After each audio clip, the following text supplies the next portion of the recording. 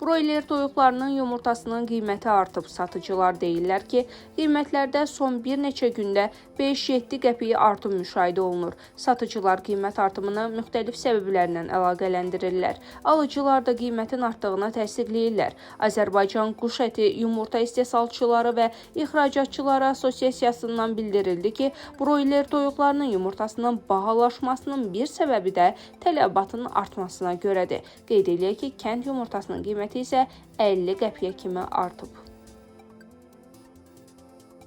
Tibbi meteoroloji proqnoz açıqlanıb. Milli Hidrometeorologiya Xidmətindən verilən xəbərə görə, dekabrın 15-də Abşeron yarımadasında yağıntılı və küləkli hava şəraiti gözlənilir ki, bu da meteohəssas insanlar üçün əsasən əlverişsizdir.